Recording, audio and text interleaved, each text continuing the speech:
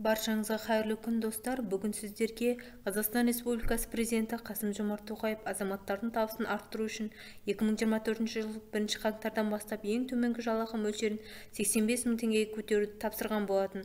Бұл шара 1 миллион 800 мың адамның, оның ішінде бюджет саласында еңбек ететін 350 мың азаматтың әл-ауқатын арттыруға септігін тигізеді. Бұл мақсатқа 3,5 триллион теңге премьер-министрінің орынбасары қаржы министрі Ерлан Жамаубаев Қазақстан Республикасы парламентінің мәжілісінде 2024-2026 жылдарға арналған республикалық бюджет туралы заң жобасын таныстырған еді. Үкімет мүшесі халықтың табысын арттыру бағдарламасы аясында азаматтардың жұмыспен қамту 2024 жылға 3,5 триллион теңге көзделіп отырғандығын атап өткен. Оның ішінде 1,5 миллионнан астам жұмыскердің жалақысын көтеруге 2,5 триллион теңге қарастырылған. Өңірлік жұмыспен қамту карталарына 724 миллиард теңге көзделген. Ауыл аманаты жобасының шеңберінде 100 миллиард теңге бөлініп, 18 мыңға жуық жұмыс орнын ашу болжанып отыр, деді Жамаубаев. Тәрбиеші, ғалым, орманшы, яғни 2024 жыл балабақша тәрбиешілерінің жалақысын 30%-ға көтеру үшін бюджеттен 96 миллиард теңге қарастырылған. 242 миллиард теңге ғылымды қаржыландыруға бағытталмақ.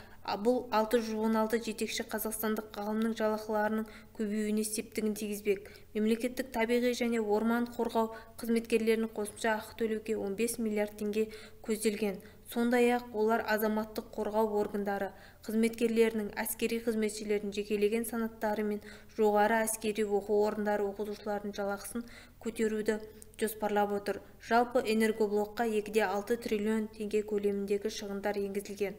Азаматтық қызметкерлердің де айлығы көбейеді.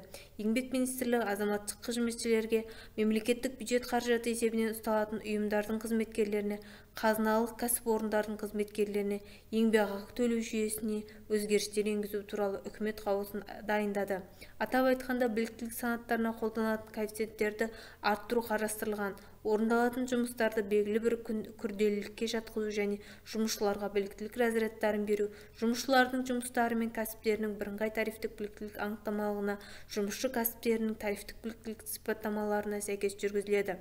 Азаматтық қызметшілердің құрамына білікті жұмысшылар кіреді. Коэффициенттің ұлғаю 2024 жылдың 1 қаңтарынан бастап ең төменгі жалақының 85 мың теңге көтерілуіне байланысты қарастырылған. Еңбек заңнамасына сәйкес бірінші разряд жұмыскердің еңбек ұжымдық шарттарының талаптарында жұмыс берушілердің актілерінде көзделген айлық жалақысының ең төмен мөлшері айлық жалақының ең төмен мөлшерінен кем болмауға тиіс. Қаулы 2024 жылдың 1 қаңтарынан бастап күшіне енеді, яғни бүгінгі таңда күшіне енді. Сонымен қатар су мұраптарда құр қалмайды. 2024 жылдың 1 қаңтарынан бастап су саласы қызметкерлерінің жалақысы орта есеппен 25%-ға ұлғаяды деген болжам бар. Сонымен қатар журналистердің жалақысы өседі. Мемлекеттік бақ құралдарына еңбек ететін қызметкерлердің айлығы өседі.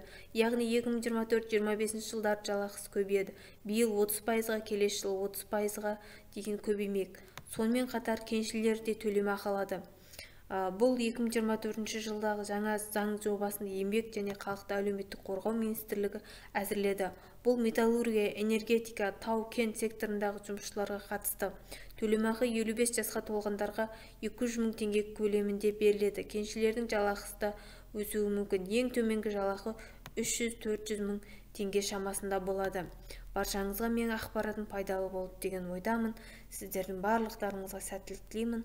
Менің каналымды қолдап, тіркеліп отырыңыздар. Ұдайы мемлекеттен берілетін тегін гранттар мен кредиттер жайлы, мемлекеттен қандай да бір көмек, жәрдемақы жайлы ақпараттарды ең бірінші болып біле аласыздар.